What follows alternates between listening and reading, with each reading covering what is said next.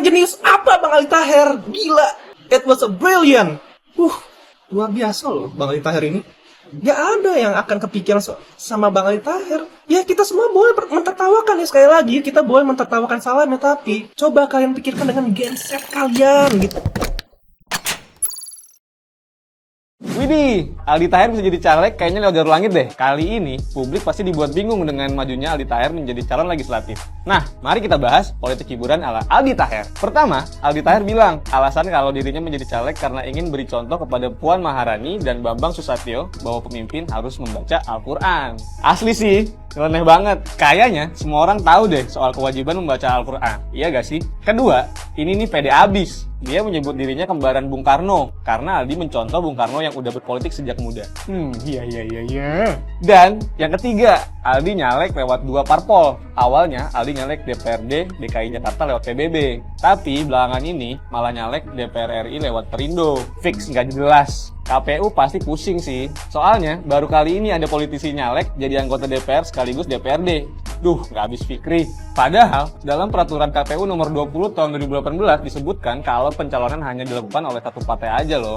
Dan keempat nih, ternyata Aldi Taher sendiri bingung kenapa dirinya terjun ke dunia politik. Dia aja bingung, apalagi kita ya guys. Bang Aldi, kalau bingung sama dirinya sendiri, gimana nih Bang Aldi kalau kepilih nanti jadi wakil rakyat, bingung juga dong sama rakyatnya antar? Memang Mbak nggak bingung. Semua manusia di muka bumi ini bingung Mbak. Nanti nggak bingung kalau udah di surga.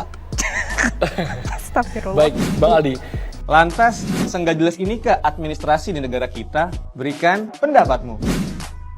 Ayo dukung Aldi Taher di pemilu 2024. Seringkali kita milih pejabat tapi kelakuannya kayak pelawak. Mending kita pilih pelawak sekalian buat jadi pejabat. Dukung Aldi Taher karena Aldi Taher ini terkenal cepat dalam mengambil tindakan. Contohnya dalam kasus Virgot.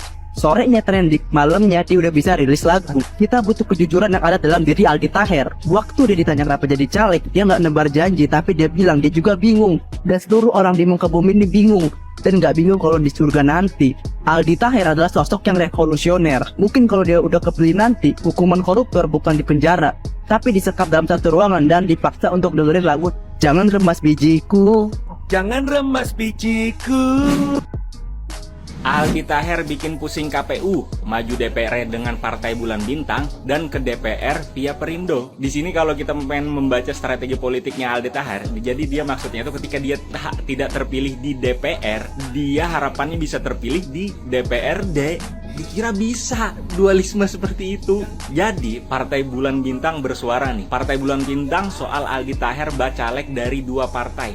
Kata Partai Bulan Bintang tak beretika, nggak jelas. Di sini kita belajar ya, sebagai orang yang mau terjun ke dunia politik, baik itu mau nyalek atau apapun, paling nggak dia harus paham dengan kepemiluan. Menurut Undang-Undang Nomor 7 Tahun 2017, bagi calon yang memiliki dualisme partai, itu wajib menyerahkan surat pengunduran diri kepada salah satu partai. Artinya tidak bisa 2 partai. Aku bingung ini, inspirasinya dari mana dia ini punya pola pikir seperti itu. Gimana seandainya dia duduk menjadi anggota dewan dengan pola pikir seperti itu. Assalamualaikum warahmatullahi wabarakatuh. Shalom, Om Swastiastu, salam kebajikan, namo buddhaya. Look at the stars, look how they shine for you. Salam sejahtera untuk kita semua. Ya, mungkin kita semua di sini mentertawakan Bang Aldi Taher karena membuat salam seperti itu. Tapi coba kalian pikirkan dengan genset kalian yang paling open minded itu, ya. Pikirkan dengan genset kalian bahwa salam yang dibuat oleh Bang Aldi Taher itu memiliki makna yang sangat mendalam. Dan ini adalah suatu gagasan yang sangat brilian yang dibuat oleh Bang Aldi Taher. Kenapa gue bilang kayak gitu? Coba pikirkan sekali lagi dengan genset kalian, ya. Pikirkan lirik Coldplay, Look at the stars, lihatlah bintang. Melihat bintang itu kan jauh. Nah, di sini Bang Aldi Taher bermaksud untuk mengatakan bahwa kalian harus berpandang jauh. Secara konotatif artinya adalah kalian harus jadi orang yang visioner, harus punya pandangan yang jauh ke depan. Look at the stars, bintang itu jauh, ya pandangan jauh itu adalah visioner. Jadi maksudnya Bang Aldi Taher adalah mengajak audiensnya untuk memiliki pandangan yang visioner, yang jauh ke depan. Makanya dimasukkan lirik Look at the stars. Lalu bagaimana dengan Look how they shine for you? Ya, Coba lihat bagaimana mereka tuh bersinar buat lo.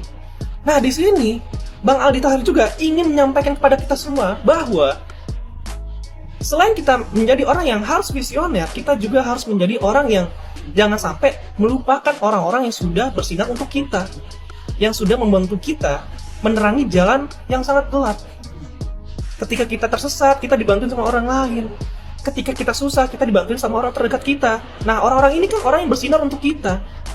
Gitu.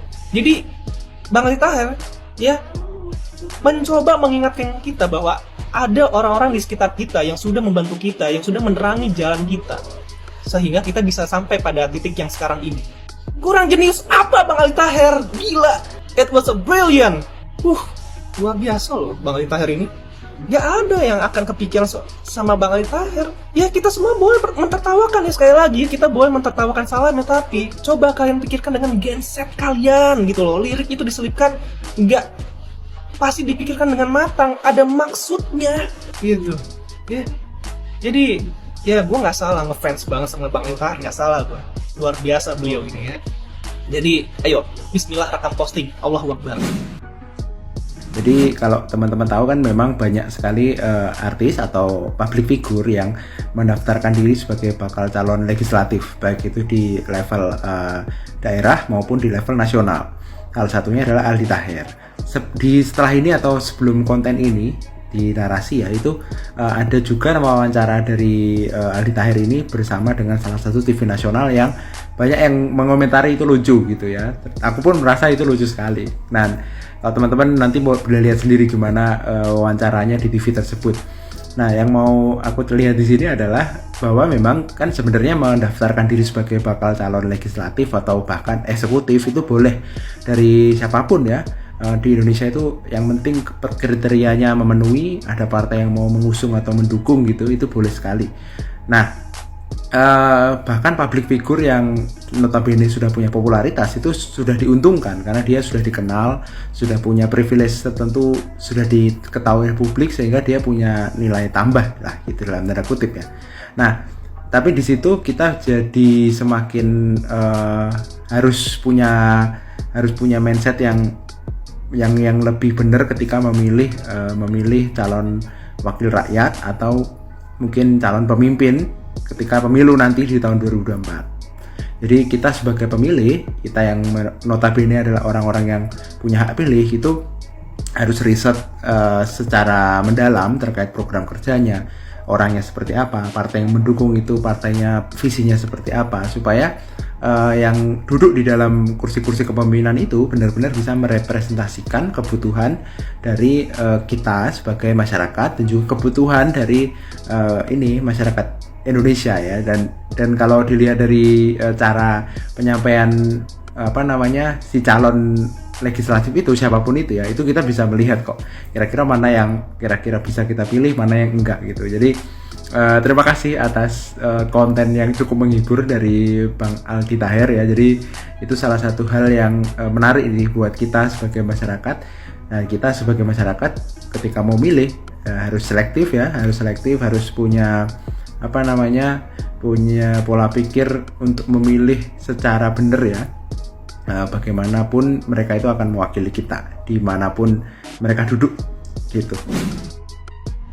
Aldi Taher memang sosok selebritis yang tidak ada matinya. Kali ini dia memutuskan untuk terjun ke dunia politik dan ikut bertarung sebagai calon legislatif di tahun 2024. Usahanya tidak main-main, dia bahkan dicalonkan oleh dua partai, yaitu Partai PBB dan Partai Perindo. Ini sekaligus membukakan mata kita bahwa partai-partai kita memang membutuhkan para selebritis untuk mendongkrak suaranya di pemilu nanti. Aldi Taher juga menunjukkan kepada kita bahwa dengan kepopuleran maka kita bisa masuk partai apa saja. Tidak perlu idealisme, tidak perlu kamu mempelajari ideologi dari partai tersebut. Yang penting kamu populer, maka kamu akan pasti dicalonkan oleh partai. Maka dengan begitu betul yang dikatakan oleh Aldi Taher bahwa partai it's party. Itu artinya partai adalah pesta, yang kemudian pesta itu membutuhkan para artis dan selebritis untuk semakin memeriahkan dan membuat pesta itu semakin